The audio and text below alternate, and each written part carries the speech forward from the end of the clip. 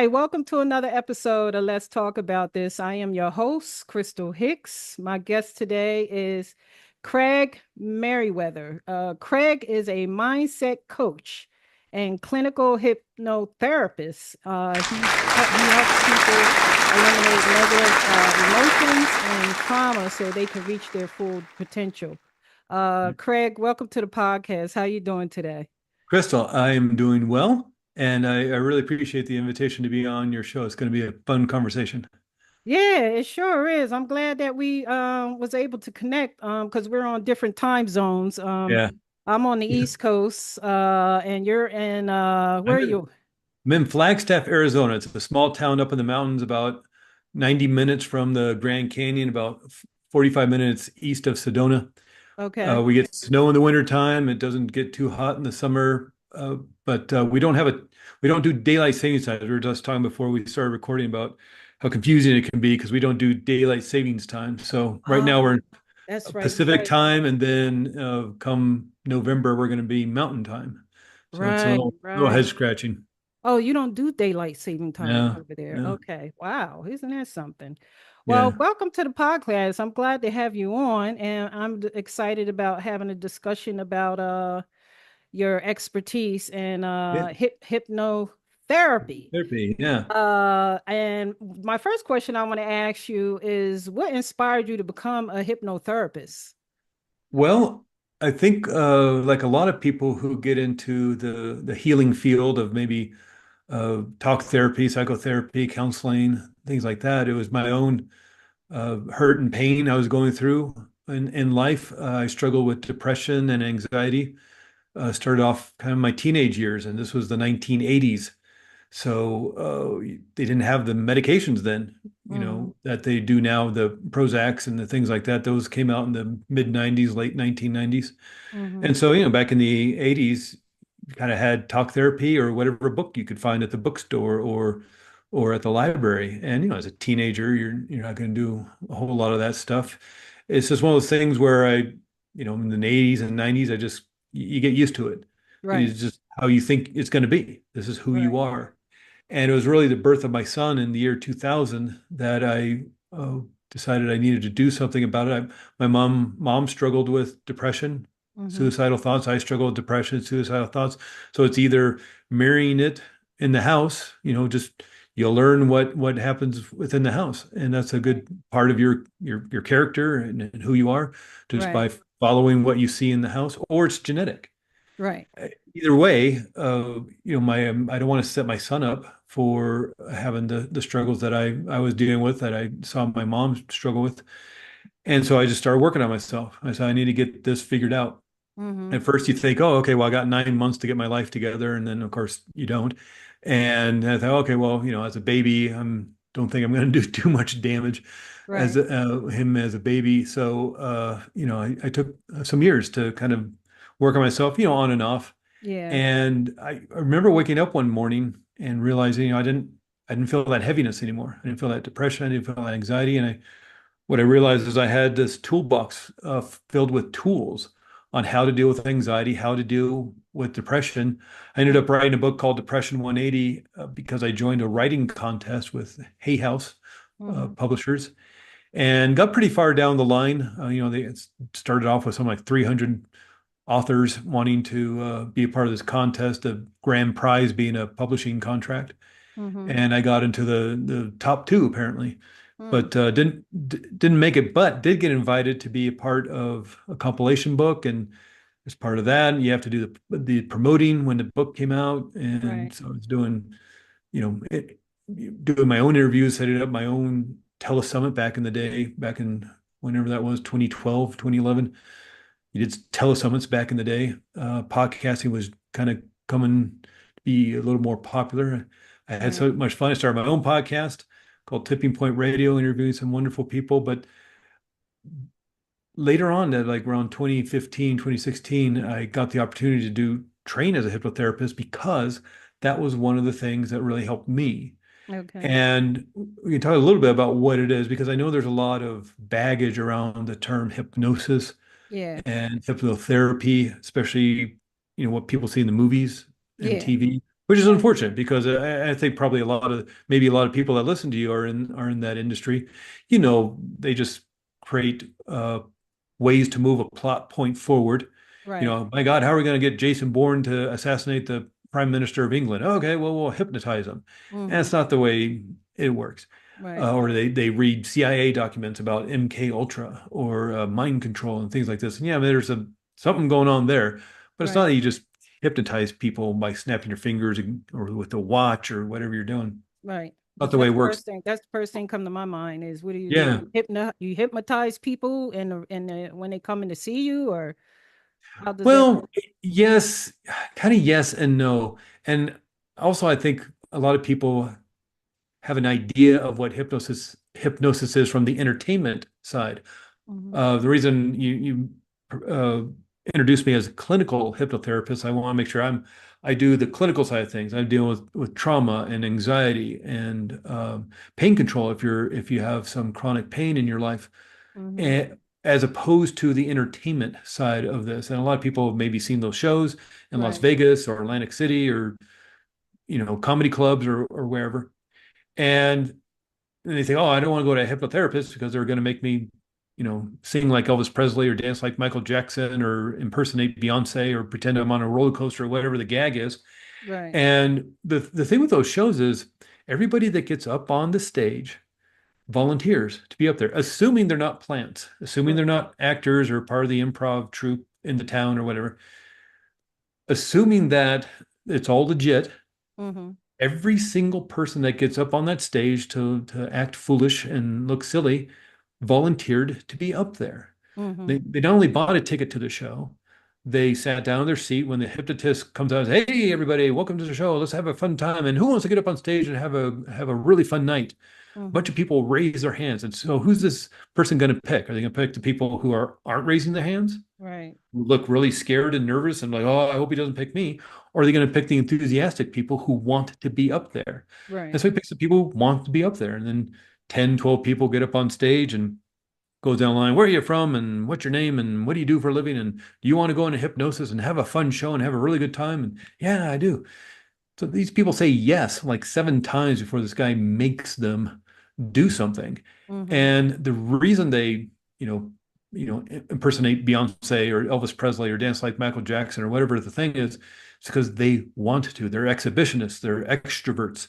They Mm-hmm. want to be funny in front of their friends. They want a silly video to put up on Instagram or TikTok. And guess what? They do.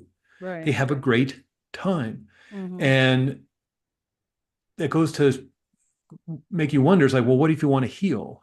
What Right. are the chances you're going to be in that? And you're asking me is, oh, you put people in hypnosis and things like that. It's like, well, let's say somebody smokes. This is a great example because people know hypnotherapy from quitting smoking. That's what it's kind of famous for. Mm-hmm. And somebody's stressed. They're having a bad day at work. The work's piling up. The emails are out of control. The phone calls. The boss is upset. So Mm-hmm. they reach for that cigarette. They pack, smack the pack. They grab a cigarette. They light it up and inhale all these toxins and chemicals Mm-hmm. into their lungs. And they're not even thinking about it. Right. And it's like, aren't they already hypnotized? They Right. weren't born a smoker. Somewhere Right. down the line, they had to force themselves to smoke because it's not a pleasant experience learning how to smoke. And Right. whether they're a little kid or a teenager or maybe they're in their early 20s, they're now automatically just grabbing that cigarette or that drink or that pill or their phone to go on Instagram or wherever. And are they not hypnotized already? Because they're looking for a way to self-soothe themselves so they feel better. And Mm-hmm. so they just automatically grasp it. So we're already in this trance state. And Right. sometimes we're in the trance state of being at work or in Mm-hmm. the trance state of being a mother or a father at home on the weekends Mm-hmm. or hanging out with the kids. And and sometimes we're in the trance state of feeling anxious or Right. feeling depressed. So it's not so much I put somebody in a state of hypnosis. The reason they're coming to me is they have this automatic reaction to some trigger in life. And Mm-hmm. whether it's becoming really angry or reaching for a drink, or they feel nervous getting up doing a speech or a presentation, or they're nervous before a test or a job interview, or they have some some trauma in their life. They know it is. Maybe they don't know it is. They just know something happened when they're a little kid, and they've been angry and anxious and afraid for years, if not decades, and they've done the talk therapy, they've done the medication, they don't know what else to do. And as a Mm-hmm. last resort, they come to a hypnotherapist because they're already hypnotized into feeling this anger for a Mm-hmm. reason they don't understand. Right. So, in a sense, people are already, by the time they come to me, they're already in a state of hypnosis and they want out of it. Mm-hmm. So really what I do, I don't really hypnotize people, I dehypnotize people.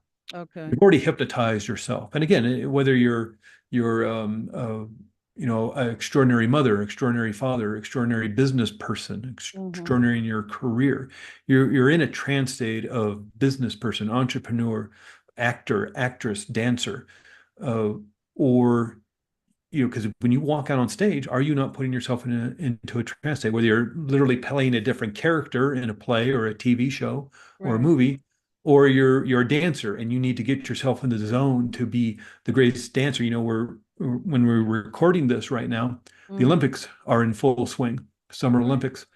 And I guarantee you, every single one of those athletes are putting themselves in a trance state before either they walk out onto the field or the mat or get to the swimming pool. Mm-hmm. They're putting themselves in a trance state of being a champion, of being Mm-hmm. number one. Right. And so we know this happens. We know we can get ourselves in these different sort of trance states. Unfortunately, sometimes it's a trance state that's not very resourceful Right. or resilient to us. And so we reach for that cigarette, we reach for that drink, we reach for our phone, Mm-hmm. or we get angry at home, or we get triggered when somebody says something the wrong way. Right. Maybe you've experienced this in a relationship, or maybe your listeners have. You're at home. Maybe it's a long-term relationship. Maybe you've been married for 30 years, or maybe it's new, but somebody says something in that way, and it just like you get flooded with anger or frustration or anxiety or fear. Right. Maybe you're in an office and you hear the two people in the next office arguing over some accounting problem, Mm-hmm. and you all of a sudden feel really small and in pain and it's scared and afraid because maybe your parents argued when you were Right. a kid. Right. And now, as an adult, you're hearing these two other people who are arguing over some monthly accounting nonsense, Right. and yet that's triggering you to feel Right. small, to feel like a child, to be afraid, to want Right. to hide. Mm-hmm. And is that not a state of hypnosis? You're an Right. adult. You should be able to see, oh, there's Fred and Jimmy arguing over accounting again, and Right. yet you had a totally different reaction.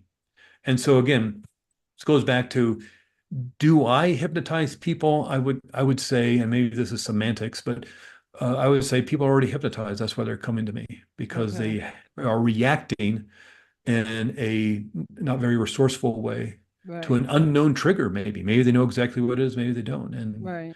so they're in the trance state already. What we're doing is maybe putting in a more resourceful, resilient trance state of being a confident entrepreneur, a confident mother, father, a confident actor, actress, or Mm-hmm. dancer, whatever it is. Let's create a more extraordinary trance state for yourself. You're allowed to do that. Yeah. Right. Yeah. Right. Yeah, because I guess in other words, people they go for they they reach for something to cover up whatever it is that they're dealing with, some sort of Mhm. pain or get or whatever. People reach for. I guess that's what basically that's what addiction is, when people Yeah. go and take that drug, they're covering up a pain that Yeah. they never dealt with. So the thing is getting to the root of the problem. Yeah. Yeah. And if you've in life have felt small, if you Mm, felt insignificant, right, and that whatever pill or drink or cigarette or whatever it is makes you feel more confident, makes you feel better, why wouldn't you? And I get it. I I, right, I get why people how much easier is popping a Prozac right, than doing the actual work of dealing with depression.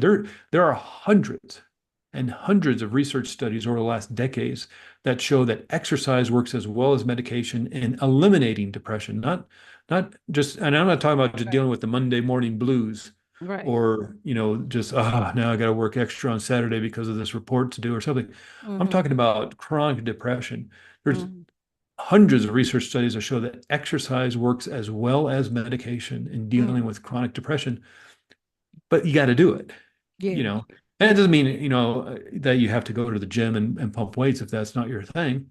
It's just walking, finding a beautiful place to walk or a beautiful place in your city to walk, a Mhm. park or a place out in nature or cool places in your town, or riding your bike or going to a dance class or going to a fun exercise class, maybe with your friends. Right. And, having that not only that community, especially if you can go someplace with your friends, you all want to take the same dance class or the same exercise class, Mhm. same spin class or whatever. Not only do you have that community with your friends, now you're actually exercising your body and you'll Yeah. you'll feel better. But I also know might take an hour out of your life Yeah. to drive across town to get to the dance class or the exercise class or just to do it in your home. Yeah, it's going to take a half an hour at least, if not 45 minutes to an hour. Yeah. And what's a pill? 10 seconds of your life. Right. And so I get it. I totally get it. And in Yeah. this busy world of ours, I'm trying to navigate my son through this. I don't understand what's going on with the films and not films. I was going to say with all the screens of between video games and apps on phones and social media stuff. Mhm. I can't process. I barely process this myself. I don't know how a 20-year-old is doing it, let alone a teenager, Right. let alone a kid who's 6 or 7. Right. And so yeah, it's easier to just you know open up that beer at the end of the day and sit in Yeah. front of sit on the couch and watch and numb out to TV. And Yeah. what's interesting, even about a lot of these things that we're talking about, what they do is they put you in what's called the fancy term, the hypnagogic trance state. But really, all that what we're talking about is brainwave state, and the famous brainwave states you and your listeners may have heard about in school were beta, alpha, theta, and delta brainwave states. But basically, what happens in the brain is you have all these neurons, all these brain cells, and they're firing. Me waving my arms around. If you're Mhm. watching, if you're listening, you don't know what I'm talking about, but I'm waving my arms around, or I'm walking down the street, or I'm thinking a thought, or I'm feeling an emotion, or I'm taking a glass of water, drinking a glass of water. I need to fire brain cells to do Mhm. any of that. Mhm. And when you fire brain cells to walk down the street or drink a glass of water or to think a thought or drive your car, the wave moves from back to front to back again. That's one wave. And so Mhm. when you're in a conscious awareness state, like you and I are in, Crystal, right now, we're having a discussion, we're having a conversation, we're listening to each other, we're Right. firing about 18 cycles per second. Mhm. Now, let's say I'm back in high school math class and I'm listening to a teacher. It's going to be on the test. I need to do well. I need to do well in this class. So I gotta ace this next test coming up. And so I'm writing notes, I'm paying attention, but math is really boring for me. And as I'm going through the class, I just start staring out the window. I start, you know, daydreaming out the window. Mhm. And now I've slowed down my brainwave state. I'm not focusing on the class or the teacher. Teacher's Right. still talking. Right. Kids are still acting up and or asking questions or whatever. But I've Mhm. moved inward and I've turned off the external world and I moved inward into a more daydreamy state, thinking about the weekend and how much fun it's going to be to hang out with my Mhm. friends. And I've slowed my brainwave state to maybe 12 cycles per second. I'm now in the alpha brainwave state. Mhm. Pretty soon, sitting there in high school math class, staring out the window, thinking about the weekend, my eyes get heavy and I start drooping my head and I'm starting to fall asleep. Mhm. And now I'm moving even further into slowing down my brainwave state. Now I'm firing to maybe 6 cycles per second. I'm in the theta brainwave state. I'm not asleep. Mhm. I'm not really awake either. Right. So it's like when you get to sleep in on a Saturday morning and you just kind of not really awake, not really asleep. That's the theta brainwave state. Mhm. Pretty soon I'm going to be in delta, firing at 1.5 cycles per second. I'm going to be deep asleep. Right. But instead, excuse me, the teacher sees me and say, "Hey, Craig, why don't you come up here and do the problem on the board?" And now I jolt awake and I'm looking at the board. The Mhm. entire class is looking at me. The teacher's staring at me, and I'm looking at the equation. I don't know how to do the equation. I wasn't paying attention. Right. And now I'm firing in maybe 30 cycles per second because now I'm stressed. Mhm. And so just in this, short period of time, like 6, 7 minutes, I've altered my state of consciousness, Yeah. moved into altered states of consciousness 3 or 4 times, just sitting in high school math class. Mm. And you see this maybe if you're at a meeting at Mhm. work or you're auditioning and just waiting in the waiting room, waiting for your turn, or you're in rehearsal. Right. and it's getting a little boring because the lighting people are doing their thing.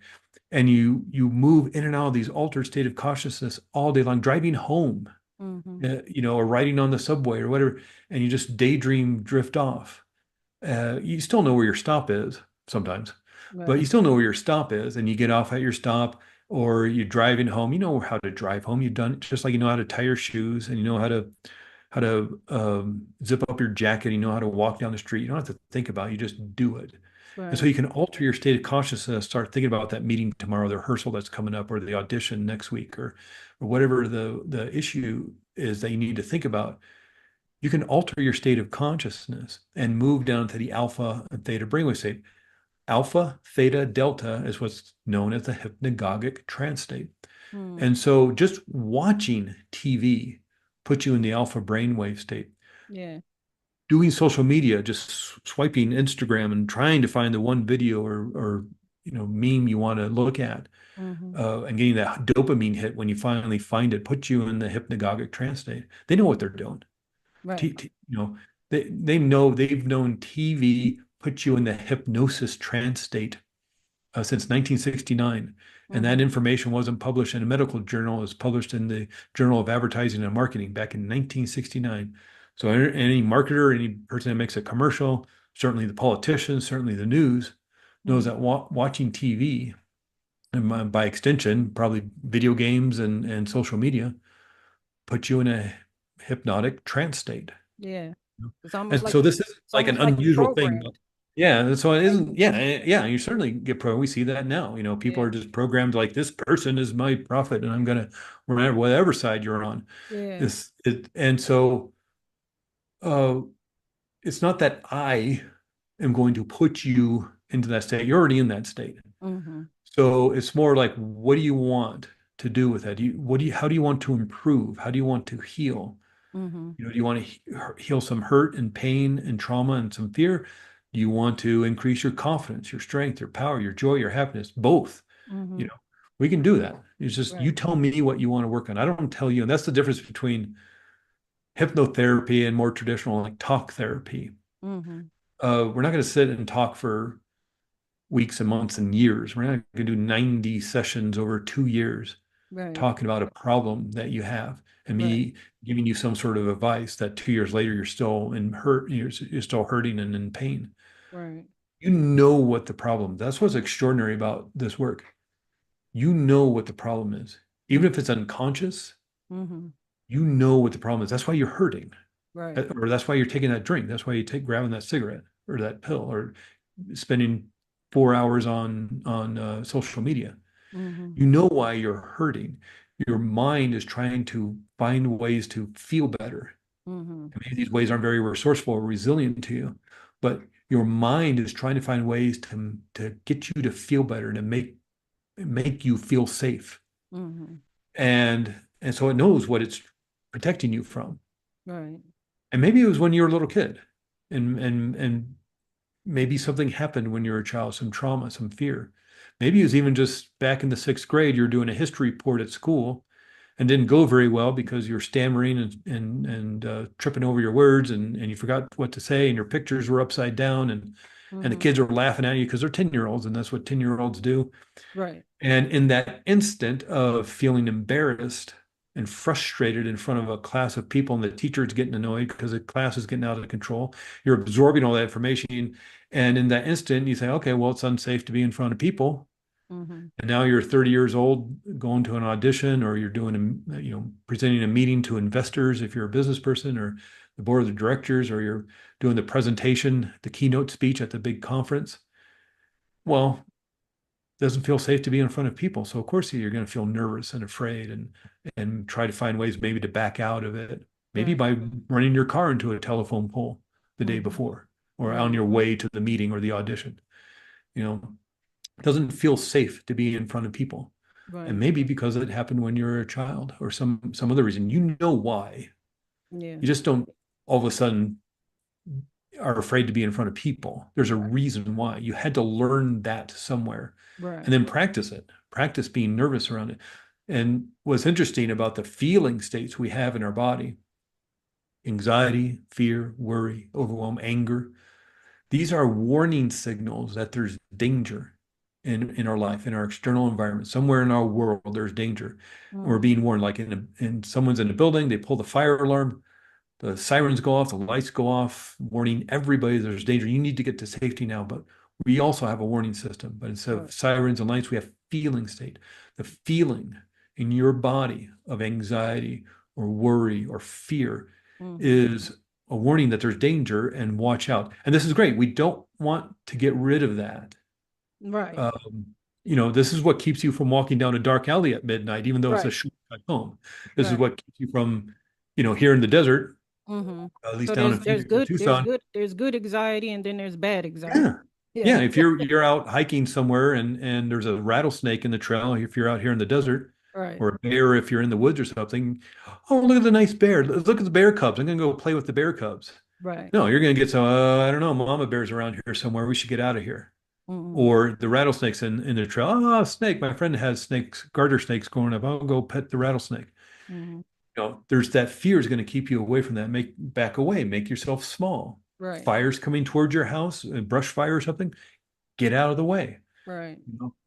Your subconscious mind wants to keep you safe and protected. It's for your survival, Mm-hmm. which doesn't necessarily mean your success and your happiness. It Right. wants you alive. It's nice if you're happy and successful, but its main job is to keep you safe and alive. And Right. if it has instructions because of the hurt and pain you encountered over life, whether it's when you're a child, teenager, your 20s, your 30s, your 40s, your 50s, Mm-hmm. it has some instructions on how to keep you from being hurt again. Mm-hmm. Well, that's how you're going to protect yourself. You're going to armor yourself. Right. It's just, again, it may not be very resourceful to you because it may create procrastination. It's like, oh, the last time I turned in a report in high school, it didn't go very well. So now I got to turn in that report at work. Right. Well, I don't want to do it because I know I'm going to get a bad grade or the teacher's going to be frustrated, or my parents are going to be angry. And Mm-hmm. so you move away from danger, Mm-hmm. from being hurt. So you move away from the issue. Uh, you're going to give the presentation at the big conference or you got the audition, but Right. now you have to be on stage or in front of a camera. Yeah. It's like, well, that's unsafe to be in front of people. Right. The audition went great because it was just in front of a couple people, but now we're going to be an audience of, Right. Right. 100, 500 people, or being in front of a film crew with bright lights, and that's a totally different thing. Mm-hmm. So it's not that your subconscious mind is against you, Mm-hmm. it's for you. It's just maybe using instructions that aren't very useful anymore. Because maybe keeping yourself small and hidden was the best thing you could have done as a child when Mm-hmm. you're 6 or 7 years old. Maybe that did keep you safe. Right. But that's not going to work when you're in your 20s or your Yeah. 30s or Yeah. older. Yeah. Because And so, you don't want to be in that you don't want to be in that fearful state because being stuck there could keep you from yeah. evolving in life. Oh yeah, You yeah, know, that's something that I learned that uh we know, like you said, subconsciously we know that our brains were created to keep us in that survival mode. right, And even with happiness, I found that happiness is something that we have to create on our own. That's not something that, you know, that's gonna is automatically given to us, or that's not something that's already instilled in us. It's something that I've learned that like to create happiness, you have to create happiness in your life, and you can't do it through material things. right, right. you know Yeah, that's something yeah, else that I learned, like buying that brand new house. It might make you happy for a while, but then once that happiness goes away, you're looking for something else to make you happy. So it ain't the material yeah, things.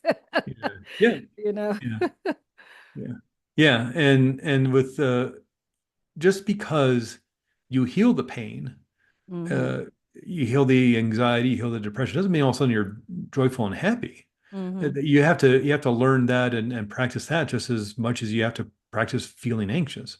Right. And that's a big part. That's the key to everything is practice. What is strongest within your mind and Mhm. within your body is what you practice, what you do over and over again. If you're, you know, practicing the piano or practicing guitar or practicing dance or martial arts or a foreign language or riding a bicycle, learning Mhm. to walk if you're a little kid, What you practice, you get better at. But what if you're practicing anxiety? What if you're Mhm. practicing fear? It also goes to show what if you're practicing joy? Well, you Mhm. spend 5 minutes a day practicing being happy. Mhm. Literally wire that into your head. I guarantee you, again, we're recording this during the Olympics, Summer Olympics. I guarantee you, every single athlete in the Olympics, probably every professional athlete, Mhm. is spending time every day mentally rehearsing their event, whether it's a Mhm. group event like running or swimming or something, or a solo event like gymnastics. Mhm. They are practicing every day, sitting Right. on a couch, sitting on a recliner, and mentally rehearsing the routine, whether it's jumping into pool 1/100th of a second before everybody else, Mhm. or crossing the finish line, or if they're a gymnast, they're thinking of all the twists and the turns and the jumps and all the stuff they have to do to Mhm. get that gold. And they're Right. successfully rehearsing that because they know how to wire that into their brains. There's research that shows that just pretending will wire it into your brain, just like actually doing it will Mhm. wire it into your brain. And so that goes to, well, what if you're practicing failure? Mhm. If you're practicing anxiety? What if you're practicing fear? Well, Mhm. is that not literally wiring that into your system? And so you got to find ways every day to whatever it will be for you Mhm. to create that peace and that joy and that happiness and practice it. You Right. find ways to get yourself in state, especially before an audition or before going out on stage or before in front of the cameras, Right. or giving that presentation or that speech or whatever. And there's all sorts of different ways of doing it, but you got to find that way to get yourself in state. Every professional athlete or an Olympic athlete is doing it. I guarantee you, probably all the successful actors and actresses are Right. doing it. One great example I like to tell people, of course, people will remember Dennis Rodman, one of Mhm. the great basketball players back in the late 90s, early 2000s. And people would see him wearing a Walkman. Back in the day, it was a Walkman with your little cassette player. But Mhm. before a game, he'd be in his sweats Mhm. out on the court, sitting on the bench or whatever, waiting for the game to start. And people would see him wearing this Walkman. And they'd say, "Oh, and what do you listen to?" And he'd just say, I don't know, whatever inspiring music was famous at the time. He Right. just, oh, I'm just listening to this person, listen to that person, just energize myself. But really, what he was listening to, what came out later, is after every game, he would take his tape recorder and Mhm. he would narrate how awesome he was in that game. Even if they lost, Right. you could say, "Oh, I rebounded, and then I stole the ball from this guy, and then I did a three-pointer, and I did all the free throw shots. I made every single one, and I Mhm. aced this guy, and I was so awesome." He'd narrate how amazing he was. Mhm.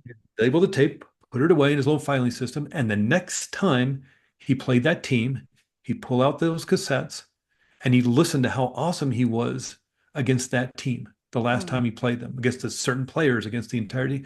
And that's how he put That's how. himself in state every That's how game. he. Oh, that's how he prepared. Okay. Yeah. I mean, imagine doing that before an audition. Man, the last time I Right. did an audition, I was so good. I was prepared and I knew, imagine doing that. Or, Right. there's different ways of doing it. Everybody has their own way. Just like, and it doesn't matter how successful you are, it doesn't matter how long you've been in the game. Mhm. Let's say you're an actor, Ian McKellen, the great actor, Ian McKellen, he's got to be in his mid to late 70s. Mhm. He was just in King Lear in London doing King Lear. I guarantee you, before every performance, he was putting himself in state to walk out on stage as King Lear, not as Ian McKellen playing King Lear or trying Right. to remember the dialogue and the Shakespeare language and all that. Mhm. Put himself into a state where he was King Lear. And whatever you're doing, athlete, Right. music, sports, business, entrepreneur, you put yourself in state before you talk to potential investors in your Mhm. business. Yeah. Put yourself in state before you inspire your board of directors to move in a new direction. Right. Whatever you're doing, uh, Mhm. you're a mother or a father. The kids are getting home in an hour. Put yourself in state to, like, after your crappy day of doing laundry and cooking and going shopping and traffic, and the kids are coming home in half an hour. Put Mhm. yourself in state to be an awesome father, to be an awesome mother. Put Right. work behind you. Put the daily chores and nonsense behind you, Right. and be an awesome father. Put yourself in that trance state Right. of being a Right. great actor, being a great parent, being a great business person, whatever it is, Mhm. being a Yeah. great student at school. Put Mhm. yourself in a trance state. You're allowed to do that. But I Mm-hmm. don't think, again, I don't think many of us take the time to do that. Right. I We don't think we so. see, yeah, if you're a professional athlete, you do that. If you're going out on stage on Broadway, you Right. do that. If you're going to be in a big budget movie, then you do that. Right. But but Right. not Have for you your had any job. famous people who clients, any kind of famous clients who came to see you? Um, uh, Semi-famous, nothing I think it's appropriate to talk about, but I think you look it up online. If you look up celebrities who have done hypnotherapy, if I remember correctly, I think Princess Catherine, Mm-hmm. uh, Prince William's wife, who's going to be Queen of England, she did hypnotherapy for the birth of one of the kids. Okay. Matt Damon did hypnotherapy. There's a famous video on YouTube. Right. I think he's on the Jay Leno show or something, the Tonight Show. He's talking about how hypnotherapy helped him quit smoking. Okay. And there's a lot of things. There's a UFC fighter who Mm-hmm. used hypnotherapy to get into the zone. And there was not recently, but an article came out about one of those people. What do they do? The dead weight lifters. There's like 500 pounds on each side, and they just lift up. Yeah. Um, One of those guys who like broke the world record some years ago said he was using hypnosis to help see himself break the world Breaking a record. world And record. Wow. yeah. So if you just, go on Google or wherever and just Mm-hmm. Google celebrities or athletes that use Now, hypnosis or hypnotherapy. yeah. Now, with hypnotherapy, does that actually help a person come out of, does that actually help a person get through whatever struggles or trauma or whatever situation that they may be, dealing with? Yeah, yeah. Like Uh, depression, do you like depression? Does it help as far as helping people get out of their depression? Yeah, absolutely can. Now here's a caveat on that. Here's the issue with something like depression. Depression is caused by a great many things. Depression is not an illness, it's a symptom of Right. something else. So yes, depression can obviously be due to a past trauma. Maybe you just broke up with somebody, maybe you just lost somebody, Mm-hmm. of somebody close to you, your grandmother, your grandfather, maybe a pet that you Right. were very close to. So yeah, you're going to feel that depression, but it could also be a thyroid problem. It could be a side effect of medication you're taking. Mm-hmm. It could be from traumatic brain injury, if you're Mm-hmm. playing football or if you're in a car accident. Mm-hmm. And what's interesting about this is that depression can show up 18 months to 2 years later. Mm-hmm. So let's say you're in a car accident. Let's say you've had a couple of concussions playing football. Mm-hmm. That, or you're a construction worker, you fell off the roof or something, and had a traumatic brain injury or concussion. That depression can show up 18 months later. Why would you ever associate it with the car accident or the injury Mm-hmm. you underwent? And so that's what can be a little insidious about it. And that's why the medications around it can people find a little bit frustrating, I think, because you're medicating something that's not the problem. Why Mm-hmm. would you, these SSRI medications like Prozac, they increase the serotonin in your brain. Mm-hmm. Well, if it's a thyroid issue, you're not helping the situation. Right. At the very most, you're just masking what Masking may the be a problem. serious health issue. So why are Bone they of brain well? So injury. why would they prescribe people medication for depression if it's not a uh uh Oh, money. well, See, yeah, I mean, yeah, that's true. you got 10 minutes to see That's true. somebody.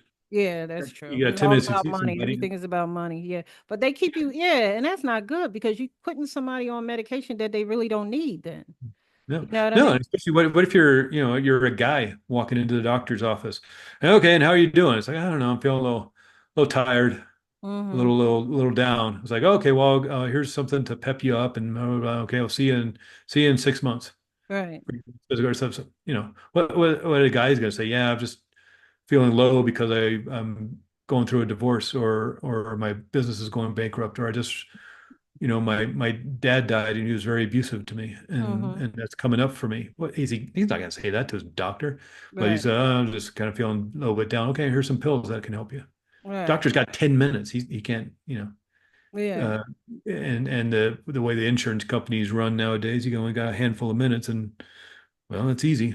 Yeah. It's just easy, and it's unfortunate. Yeah. But you were talking about hypnotherapy. Let me use an example of a client I worked with. And this was Okay. a couple of years ago, and I was doing some class, and nowadays I do all my, pretty much most of my sessions over Zoom. Okay. Because of COVID. Everybody went, oh, we got to do Zooms. I'm not coming into the office. Right. I'm like, okay, now I had to learn how to do Zoom sessions. Right. And it's great now. If there was ever any sort of silver lining out of the whole COVID nonsense was that, well, I'm able to work with people not just in my town, Mm-hmm. but not only the whole state of Arizona and the country. And I've worked with people, overseas. Okay. You speak English and have a Wi-Fi connection, man, we can do some work. Right. And so uh, I was working with this, I was doing some classes, some Zoom classes for the cancer support community of Arizona. And these were weekly classes, things like pain control and healing acceleration and boosting your immune system, things like that. Right. And this older woman was in the classes. She's, I'm guessing, about 70 years old. And we did two classes. And on the third class, it's my Zoom meeting, and I'm getting ready for a class. So I'm there early, and she arrived early to the Zoom class, and we're just chit-chatting, waiting for other people to show up Mm-hmm. at that evening's class. And she asked me if hypnotherapy could work with procrastination. Mm-hmm. And yeah, that's again, defense mechanism. You want to hide, you want to make yourself small. So that's a mindset issue. So yeah, we can work with that. That's Mm-hmm. a fairly good thing to work with hypnotherapy. Mm-hmm. And so I had an afternoon appointment the very next day, same Right. time. So I said, well, let's set up for tomorrow.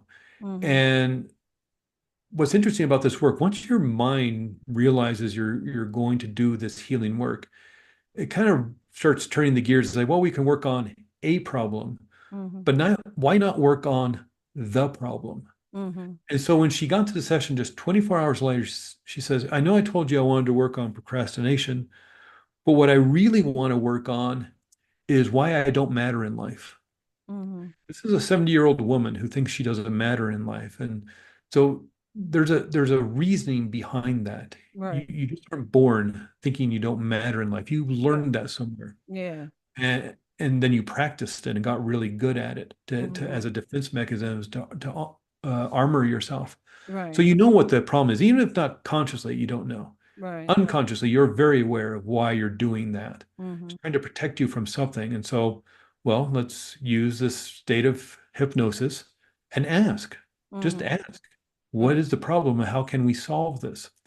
And what's fascinating about this work is I'm not going to fix you. And hypnotherapy in and of itself isn't going to fix you. You're going to fix yourself.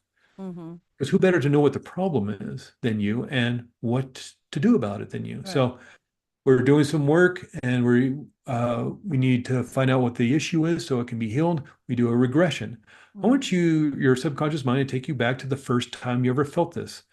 Feel it in your body. Where does that feeling of not mattering in life, Mm-hmm. that heaviness, where do you feel it in your body? Because Mm-hmm. it's attached to that thought that's creating it, or the memory that's creating it. Right. So feel it in your body. And let's go back to the first time you ever felt that heaviness, that not mattering in life. I'm going to count 10 down to one. And Mm-hmm. by one, your subconscious mind will take you back to the first time you ever felt that. And so 10 down to one, and ask the 70-year-old woman, where are you? And she says, I'm standing up in my crib, and my father's screaming at me because I won't stop crying. I don't know, standing up in the crib, what's that, 12 months old, 14 months old, somewhere around there. Mm-hmm. And if she's 70 years old, that's maybe the late 1950s, early 1960s, and maybe Mm-hmm. men back then aren't exactly taught how to nurture children. Right. And mom's out of the house, and dad's having a bad day, a bad week, a bad life, Right. and And the he's baby taking won't it out stop on the crying. He he's doesn't taking it know out on what the to baby. do. He's Yeah. taking it out on the baby. Yeah. And he doesn't know what to do. And Right. baby, he just wants some peace and quiet. And the only thing he finally, out of his frustration, can figure out how to do, he just screams louder than the baby and tells the baby to shut up. Right. And in that instant, that child Mm-hmm. with that brand new mind, that brand new body, that brand new brain, It has to justify why this is happening. For some reason, this is going on, and it needs to figure out why. Right. This person who's supposed to love her and nurture her and protect her is screaming at her. And in that instant, the only thing her mind could figure out is like, well, I guess I don't matter in life. Mm-hmm. That's the only reason this makes any sort of sense. Right. No, dad's having a bad day, and he's not a very good father in the moment. Right. But that child, not knowing that, thinks, well, I guess it's my fault. I guess I don't matter in life. And Right. she held on To that. to that feeling, to that belief, to those instructions on how to Right. keep herself safe because what are you going to do? You're going to make yourself small. You're going to hide. Right. You're not going to go out and grab the world by the Right. lapels and have an exciting life. No, you're going to hide. You're going to be in the background to Mm-hmm. not gain any sort of attention and because you don't matter. Right. And she held on to that for some 70 years until one day she decided it was time to change it. Mm-hmm. And she changed it. And we had done two, three generalized group sessions Mm-hmm. about pain control and healing acceleration over Zoom. And we Mm-hmm. did one session around this issue that she didn't even really realize she had. Right. And it was done. We were done. Wow. I never saw her again. And she would email me, every now and then over, a year or so. She Mm-hmm. said, doing fantastic, doing great. Because she held on to these instructions until she decided she didn't need them anymore. She Right. put them away. She edited, deleted it, whatever, trashed them, Mm-hmm. and then put in new instructions. Mm-hmm. And she created the healing, not me. She created the Mm-hmm. healing because again, she knew what the problem was, maybe not consciously. Right. Because who's going to remember being 12 months old? Who Right. remembers being back in the crib? Maybe some people, but I think Right. that's a very rare thing to be able to remember, Mm-hmm. the first year or so of life. And so, how long was it going to take her in talk therapy to get back to, because they're going to work on procrastination for, months and months. Right. And Right. then, but that wasn't the problem. Yeah. That was a side effect of like, well, yeah, you're going to make yourself small. You're going to move away from things, even if it's beneficial to you. Mm-hmm. You're going to move away from it because it's unsafe. Yeah. It doesn't have to make sense.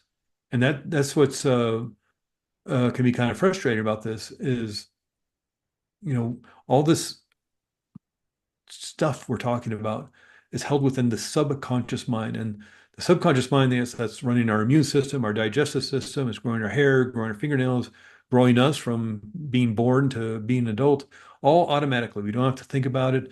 It's holding on to those habits of walking and tying our shoes and zipping up our jacket and all those things, riding a bicycle, driving a car, Mm-hmm. holding all those habits. But its main job is to keep you safe and alive. And so it'll hold on to that hurt and pain. Like Mm-hmm. like it has files in the filing cabinet. Right. This is this trauma, this is this fear, this is this embarrassment and humiliation, things that cause anger and worry and overwhelm. We're going to keep track of all that because we don't want to experience it again. Right. And so if something, again, if your external environment triggers one of those files, oh, okay, this is dangerous. Mm-hmm. But, back in the sixth grade, we were humiliated being up in front of class because the history report didn't go well. I'm Mm-hmm. not going to that audition. Right. I'm going to find a way to get out of that. That's the I'm first certainly step. not getting on stage, Yeah. or I'm not giving the presentation. Yeah. And that's the subconscious mind. It's this emotionalized mind. The conscious mind is that logical mind, the analytical mind, the mind that sets up our goals and the plans to achieve those goals and the willpower. But Mm-hmm. what neuroscience says is that conscious mind only makes up 5% of mind. Mm-hmm. Subconscious mind makes up 95% of mind. So when there's conflict between the logical mind and the emotional mind wins every time. Mm-hmm. So it doesn't have to be logical. You can Right. analyze it to death. Right. And it doesn't have to make any sense because all that information and the hurt and the pain is stored within the subconscious mind. Mm-hmm. And so that's why I like this, is why it helps me in Right. dealing with my stuff. Again, I liked it so much that eventually down the line, I was able to train as a hypnotherapist and open up my own practice helping people because Mm-hmm. there's power in realizing that while it wasn't your fault and it shouldn't have happened, and not to blame the victim or say it was your fault in any way, shape, or form, but you're the one who put those instructions Mm-hmm. in your mind and maybe unconsciously and through trauma and terror and fear, but you're the one who put those instructions in your mind on how to keep you safe. Mm-hmm. So that actually becomes empowering because if you're the one who did it, you're the one who can undo it. You're the one who Right. can change it and do something else. You don't have to ask permission. You don't have Right. to go find that person who Right. hurt you and get them to do it. Right. Do it yourself. You're the one who installed those instructions. And Mm. so that again, not to blame you or say it was your fault, but if you're the one who did it, then you can change it. Right. You can create healing around that. That's how Yeah. powerful you are. You know. Yeah. That makes a lot of sense. It Yeah. does. Can you what are some what techniques do you use to help clients achieve their goals through hypnotherapy? What type of Yeah, it techniques? depends on what the goal is. One aspect was just what my example with the older lady, Mm-hmm. maybe doing regression kind of thing Okay. back to the source of the pain if it needs to be resolved Mm-hmm. in a safe and gentle way, in a healing way. It Mm-hmm. may be if somebody wants more confidence, let's create some rehearsal techniques for you to use on your own. Okay. When was a time that you felt very confident in, Mm-hmm. let's say I'm not very confident about getting on stage or in front of the cameras. Right. Okay, when were you confident? Mm-hmm. Are you confident that you can tie your shoes? And that seems like a silly, small thing. Yeah. But are you confident that you can zip up your jacket? Are you confident that you can ride a bicycle if you can ride a bicycle? Mm-hmm. Are you confident that if you got in a swimming pool, you could just float there? Are you Mm-hmm. confident you can tie your shoes and put on your socks? Mm-hmm. You feel confident in in a lot of ways. Maybe you're confident that you can write that report in Right. Microsoft Word or do a PowerPoint presentation or whatever. You can use editing software to make your own film or Mm-hmm. your own social media stuff. You Mm-hmm. are confident in a great many things. So Right. let's attach that confidence that you already have, even if it's just tying your shoes. There's a feeling state to that in your body of feeling confident. Do Mm-hmm. you feel confident that right now you could walk over to your shoes, put them on and tie them or strap them up or whatever, Right. and then walk out the door? Yeah, absolutely I can. Okay, what does that feel like? Where do you feel it? Let's Mm-hmm. expand it and make that bigger. And now visualize yourself in front of that audience on Right. stage, giving the speech, doing the play in front of the cameras, in front of the investors, talking about talking about your business and Mm-hmm. hanging out with your kids, Right. whatever it is, business, parenting, uh, theater, movies, acting, Mm-hmm. athletics. Right. You're not very confident about winning the race next week Right. or winning the gold in gymnastics. Mm-hmm. Okay, well, what are you confident in? Are you confident in tying your shoes? Okay, let's put that and attach it to you winning the gold or Right. being up on stage or whatever, opening up your business. Mm-hmm. Uh, just it's just different things. And linking things like that is a great way of doing the work. Right. Pretending you're somebody else, even. Mm-hmm. Right. If I was to do King Lear, I'd want to pretend I was Ian McKellen. Boy, I could Right. walk out with all sorts of confidence pretending I'm Ian McKellen, and Right. how, there's all sorts of things. And that's what's extraordinary about this work. The Yeah. mind can't tell the difference between what's real and what's imagined. Mm-hmm. That's why a nightmare feels so scary. Right. If you've ever had a nightmare, Crystal, or I'm sure maybe some of your listeners have, or your kids have, or somebody who has, it doesn't matter how stupid or how silly or how ridiculous it is. A gigantic cheeseburger chasing you down the street throwing coconuts at you. It's ridiculous. It's not going to happen. Mm-hmm. And yet your mind thinks that's a real threat because, again, its job is to keep you safe, protected for Mm-hmm. survival. So it has this shoot first, ask questions later kind of Right. mentality about it, protocol about it. And so it's feeling under threat, even in deep sleep. And so I'll start changing your brain chemistry, creating adrenaline and cortisol. You've probably heard the crazy stories about grandmothers lifting cars off of babies. That's Mm-hmm. adrenaline doing that. That's how Right. coursing through your brain and into your bloodstream. Yeah. Your brain's creating these neural peptides, these molecules that send the signal of fear and anxiety and worry to the Mm-hmm. cells of your body. Literal molecules of fear, molecules of anxiety. 300% more blood is moving to the big muscles of your arms to Mm-hmm. fight. 300% more blood moving to big muscles of your legs to escape. That's got to come from somewhere. So Right. it's turning down the power on your digestive system, on your immune system. This is why people get sick when they're stressed and anxious and afraid, because Right. the power of the immune system is turned off because they need to armor themselves. And this is Mm-hmm. all happening in deep sleep. So Yeah. imagine what's happening in your waking hours Right. when you're feeling threatened. And so the mind can't tell the difference between what's real and what's imagined. And Mhm. so you can use that to your advantage. Mhm. Imagine yourself with all the confidence that you Right. need. Right. I don't feel confident. Well, can you pretend you're confident? Yeah, Right. yes, I could pretend I'm confident. Great. We know from Olympic athletes and research that just pretending wires that into your brain. So Mm. pretend you're confident. Right. Pretend you're the world's greatest actor. Pretend you're the world's greatest athlete or Yeah. the greatest presenter on stage, or Right. the world's greatest mother, the world's greatest father, Right. world's greatest business owner. Pretend that Yeah. you are, and you can literally wire the confidence and the strength and the power, Yeah. the freedom, the ease Sort of into your like mind, into your body. faking it until you become it. Yeah, that's a real thing. That is Yeah. literally a real thing. Yeah. Fake it till you make it. Yeah. And that's because it will literally wire it into your brain. I guarantee you, every single Olympic athlete right now, probably every professional athlete, Yeah. is spending time in mental rehearsal. Yeah. So, so they can be, get first place, so Mhm. they can get the gold medal, so they can get the Right. Super Bowl ring, so they can get the, World Series ring, whatever it is. Yeah. I guarantee you, every single one is spending at least probably half an hour to an hour during their day, sitting on a couch, laying back in a recliner and mentally rehearsing whatever it is, part of their game or whatever sport or whatever Right. they're doing. But maybe it's just the last 30 seconds of the dismount off the parallel bars or something. They're Mm-hmm. rehearsing it. And because they're doing that, they're wiring it into their brains, into their Mm-hmm. bodies. Even Mm-hmm. if they're not moving, they're just, it looks like they're taking a nap. Yeah. But what they're doing is rehearsing it and it's wired into their brain. So why not do that for business? Yeah.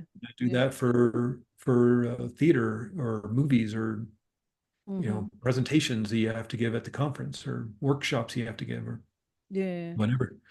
Could Yeah, you fake it till you explain? make it. Yeah. Could you explain to me? And I had a conversation with a guest that was on previously about how important uh maintaining a healthy lifestyle, Mm. including sleep and exercise and nutrition Mhm. and managing anxiety. How important is that? Do you No, think? it's an extraordinary point. We need the average person. There are exceptions to every rule, but the average person needs 8, 9, 10 hours of sleep a night. Mm. And we often wear as a badge of honor, I only got 4 hours of sleep last night. Well, I know you're busy and you got important stuff going on, but it's not Right. good for your body. You got a sleep deficit now. Yeah. Some of the crazy research that came out during the Michael Jackson wrongful death trial was that they had some sleep experts because he was taking that during those last months of rehearsal Mm-hmm. for the This Is It tour or the shows in London, I guess. Yeah. Um, and had been a famous insomniac for probably a lot of his life, Mm-hmm. and he was taking propofol, which Yeah. is anesthesia medication, and it makes Yeah. you feel refreshed. This is like what you take when you're going into surgery.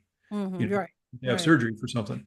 Um, he was taking that nightly because it makes you feel refreshed. It makes you Mm. feel, I've got a great night's sleep, but it Mm-hmm. doesn't get you into REM sleep, Right. that REM sleep.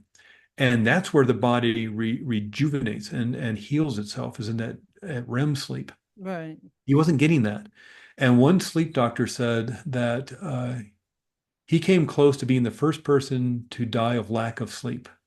Mm. He had a heart attack before that, but they'd done experiments with rats, and this sounds horrible, but they were doing research on rats in terms of sleep and found that something like rats passed away from lack of sleep after 30 days, Mm-hmm. something like that.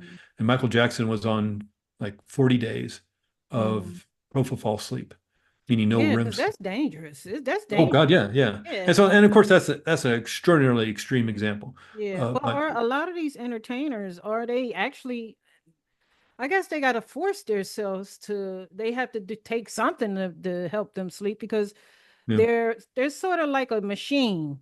Oh yeah, yeah, yeah. They Yeah. constantly got to keep going and going and going and Oh going, yeah, yeah. you Yeah, know. and now it's not just, getting on stage and going to a recording studio. It seems like a lot of the artists nowadays are making their big money off of uh, their products, whether it's a clothing brand or Or I don't going know, on their tour. uh, wine brand or whatever they're doing. So it's Mm-hmm. not just, wow, what's the next song I got to write, or when do I need to get into the studio, or when's the next tours? Now Mm-hmm. they're running businesses, Mm-hmm. and maybe even managing other artists. I mean, look at Jay-Z. I mean, all these Rihanna and all these superstars that are now billionaires. It's a little bit due to the music and the Mm-hmm. entertainment side of things, but a lot of it's just due to the fragrance and the clothing line and the maybe Right. the alcohol line or whatever it is. Mm-hmm. But in terms of the other things you were talking about, okay, that was a whole thing about sleep. So sleep Yeah. is super important. But yeah, how you fuel your body. If Mm-hmm. you have a car, you're not going to just junk up your car with well, I don't feel like affording gas, so I'm just Right. going to get some lighter fluid and put it in there. Yeah. That's gonna wreck your car. You wouldn't, but you know, just as you wouldn't do that to your car, don't do that to your body. Right. And it's unfortunate because the uh the non-nutritional kind of foods that myself included Mm-hmm. spend a lot of our time eating isn't good for us. It's sort of Right. like putting lighter fluid in your car. It's like that's what we're doing to our bodies. And Mm-hmm. so, of course, if you're not fueling your body, how are you going to feel? You're going to feel awful. Maybe is that causing depression? Is it causing anxiety? Right. If you notice your anxiety or your depression is associated with the time of day, Mm-hmm. maybe at 2, 3 o'clock, you're getting really anxious and tired. Is it a blood sugar thing? Right. Because we maybe eating too much sugar or not enough food or Mm-hmm.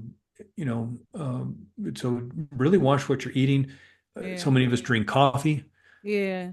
You I know know, for me, I mean, I know for me when I mean, I'm gonna say I eat properly all the time. I mean, I like to have a cheeseburger or a yeah, pizza or whatever once in a while. But now, since I've been making better choices and paying more attention to my mental and physical health, I've mhm, noticed how much better I feel. yeah, I yeah, feel so much like I go to the gym 3 days a week, at least 3 to 4 times a week, and I do a lot of swimming. That's one of yeah. my exercises. Woman's amazing. Yeah. Oh, you know what? I didn't realize how much I love swimming until now. I joined a pool class, aerobics pool class, and I've gotten comfortable with being in the water. At one point, I wouldn't even get in the deep part of the water. Now I swim in the deep end, and I feel so much better when I work out and take care of Yeah. myself. Well, Because I was that, never really conscious of physical and mental health yeah. until now, and it took me uh to go through the struggles that I went through in order for me to, come self-aware of my mental and my physical. But I feel so much better now that I'm taking care of myself. You Yeah, know? and that may be getting older. Yeah. Maybe as teenagers we can eat that full Right. pizza and not feel the Yeah. ramifications of it. But I think you hit it just on the head. You feel so much better when you exercise. Again, Yeah. so many studies show that will alleviate depression, just exercise and Yeah. finding that thing you like. You like swimming, then swim. If you like dance, go dance. Yeah. But you just have to watch yourself because my mother is 86 years old. Right. She's 5 foot, nothing. And I don't know what, 130 pounds. I don't know, something like that. My Mm-hmm. son is 24 years old, 6'3", Mm-hmm. 250 pounds. They're going to need different diets. So you Right. really got to, what's the best diet for you? Of course, I Right. can just go say, eat proteins, eat vegetables, all that stuff. Mm-hmm. But maybe you need to go see a nutritionalist Mm-hmm. and get some blood workup kind of stuff going and just say, okay, what is the best nutritional needs for your body? Right. And because just going off what the internet says, like here's a great example is red wine. Mm-hmm. Now we know through research that red wine has a lot of antioxidants in it, and that's great for the heart, great for Right. the body. Hey, a glass of red wine at night, it's all sorts of positive to it. But red wine can also cause histamine in the body.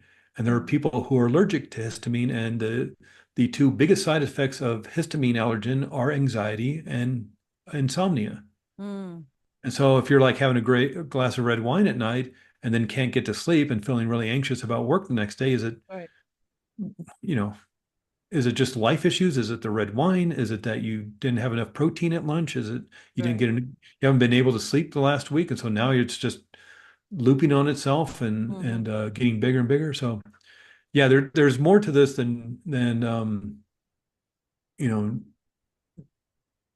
than just one thing. I mean, Right. that's why I like say, depression isn't just pop a pill and you feel better. And, Mm-hmm. and that in and of itself is frustrating because the Yeah. study that allowed things like Prozac and those kind of drugs to happen in the 90s, they're called selective serotonin reuptake inhibitors. Mm-hmm. And so it prevents your brain from kind of reabsorbing the serotonin it puts out there. Mm-hmm. So the idea is that, well, we're going to flood your brain with serotonin, but the research study that they're basing this off of showed that there are people with high levels of serotonin Right. that are depressed. There's people with low levels of serotonin that are depressed. There's people with high levels of serotonin that are happy. There's people with low levels of serotonin and happy. And they looked at that and they say, Mm-hmm. oh, people with low levels of serotonin are depressed. Let's make a medication for that. Mm-hmm. And so it doesn't really seem to be a serotonin problem, but they can make money off that. Right. Because I'm going to see somebody two, three, four times maybe. Right. But man, you get somebody on that medication at $7 a pill, Right. and you're taking two or three of those a day for the next several years. Mm-hmm. That's a great way of getting some residual income coming your way. Right. You know, Yeah. you Yeah, know, that's true. you know. Well, well, this was an interesting conversation. Yeah. We really got it. You really gave out a lot of good information, Mm, especially as far as hypnotherapy, because a lot of people and people, some of the people that's in the audience probably don't know what hypnotherapy is and yeah. how that works from traditional therapy. But you explained that, and I like the information that you shared. I have one other question before I let you go. Yep. How could, if you can give my audience this answer as to how can positive self-talk and mental reframing techniques be utilized to overcome a test anxiety, Mm, especially for a yeah. student or a college student? Yeah. Yeah. Well, again, what you practice, you get better at. And Right. things like let's go specifically with like test anxiety. A student, and even a student, many professionals Mm-hmm. have to be certified, have to do licensing exams. A famous one is a lawyer has to take the bar exam. Mm-hmm. Of course, doctors and plumbers, electricians, firefighters, they all have to take tests to be certified that they know what they're doing. Real Mm-hmm. estate agent, you have to be certified and get a real estate agent license. And sometimes you're 65, you're bored, you're retired. Maybe I'll become a real estate agent part-time. Well, maybe you Right. haven't taken a test in 40 years, Right. 45 years. And so you're going to be maybe a little nervous because I think a lot of us, we have that fear of failure. We have that Right. fear of being judged. And it's not fun to fail. And it's Right. not fun to be judged in a negative way. Mm-hmm. And if we've had some hurt and pain around that, maybe back when we were a little kid, because again, we got a bad grade on a test or a report and that caused problems at home. Right. Parents got mad and angry at us, and the teacher was upset with us because we should have done better and we're mad at ourselves. Mm-hmm. That's going to affect how you're going to go into every other test. Yeah. And then you practice that, and lo and behold, you're maybe in college or you're starting your career, Mm-hmm. and now you're really, really good at being anxious before a Right. test. And so, one is just be awareness is key that that's happening. Right. And two, finding a way that was right for you to de-stress. If doing some hypnotherapy sessions because what the problem is, even if you don't know what the problem is, can be super helpful. But finding that thing, whether it's exercise or meditation or yoga, and these are kind of the more generalized ones, but whatever it is for you, maybe it's Right. just playing guitar for Yeah. a little bit of time, but finding that thing that hopefully is not Whatever works for whatever works yeah, for you. going to swim, Yeah. and final things that relieves the stress and attention, but Mm-hmm. you're going to have to practice that test. Right. So, is there a way of doing a practice test online? Sometimes, if it's the SAT Mm, or the bar exam or whatever you're doing, sometimes there's practice tests. Maybe the teacher yeah. can slip you the math test, like a practice math test ahead of time. It's like, look, Right. I'm nervous about this test coming up next week. Do you have like last year's test that I can take and practice with and see where I'm not doing well? And Mm-hmm. then you feel like you're ready, Right. with the information. The issue becomes a lot of people know the information backwards and forwards, but they get to the test. Mm-hmm. And that's where, needing to practice ahead of time or doing some work around that, maybe with hypnotherapy, comes in handy. Right. If you notice that you just struggle with taking tests or job interviews or auditions or whatever it is, Mm-hmm. one, practicing feeling confident around that is super helpful. But maybe Right. there's some deeper issues that need to be worked on around that. And Mm-hmm. certainly therapeutic hypnosis can help with that. Yeah. Yeah. Yeah. Oh, well, thanks a lot, Craig. Yeah. For sharing some good information. For those who might be interested in using hypnotherapy as a way to heal or to overcome trauma or whatever it is that they're dealing with. Do you have any last minute things that you want to throw out to the audience before we Yeah, close? sure. Like I say, probably the biggest thing to let everybody know what is strongest within your mind is what you do over and over again. And so Mm-hmm. that's where anxiety and fear can get so insidious. Is just if you're practicing anxiety and fear, you're just going to get better at it. You're literally going to wire that into your brain, just like an Olympic athlete is wiring the success of their event, gymnastics routine into their brain. Mm-hmm. So be aware of that, and if necessary, and I don't mean to knock talk therapy. Talk therapy can be super helpful and super Right. healing. Find some help, whether it's a coach of some kind or a therapist, like a talk therapist or a hypnotherapist. Mm-hmm. Find something to do about it, Right. and whatever feels right to you. And just if you understand who the person is you want to be with all the confidence, the joy, the happiness, the peace, the ease, the freedom, you can have that. Right. But it does take some work. Right. And just getting rid of the anxiety and fear, that's a huge first step. Right. The second step is, okay, now it's time to practice the Right. happiness and the joy and the confidence. And what are you going to do every day to practice that? Even if it's just for 5 minutes. Right. Could you just meditate on the image of you with the confidence? Right. Feel confidence. I'm Takes confident work. tying my shoes. What Yeah. does that feel like? And now imagine yourself with that feeling state doing the thing you want to do. Right. Yeah. Mhm. Yeah, it definitely takes work. You gotta put the work in. You Yeah. know, that's what I say. They say faith Yeah. without work is dead. So you gotta put the work in. Yeah. Definitely. Well, thanks, Craig, for stopping Oh, in you're welcome, Crystal. and sharing so much good, valuable information for the audience. And I hope you guys got something out of this interview. And Craig, also, could you let the audience know where they can find you have a book, right? Oh, yeah. Well, I have a course on test anxiety, which of course is useful not only just with tests you might see in school, or if you're a professional, you have to take an exam, but also Mhm. job interviews or auditions or giving a speech. But it's called ACE Any Test, aceanytest.com. I'm also a hypnotherapist, as we've been talking about the last hour or so. And I live in Arizona. So the name of my practice is called Arizona Integrative Hypnotherapy, which is a mouthful, I know. But if you were to just Google Flagstaff hypnosis, you would find me in the Google search, Arizona Integrative Hypnotherapy, and you can email me through there. We can maybe just get on the phone and just, do a consultation call and talk about what you want to work on. Okay. Now, do you have any social media handles as well? I do, and Oh, I'm not so great at the social media stuff, but if you did the social media and did ACE any test, I would okay. probably come up. Okay. All right. Okay. Well, thanks again, Yeah. Craig, for Oh, you're welcome, Crystal. It was really fun. oh And yeah, this was fun. I always have a fun time talking to therapists and hypnotherapists and mental health advocates and doctors. That's I seem to have been that's where I spend a lot of my time these days.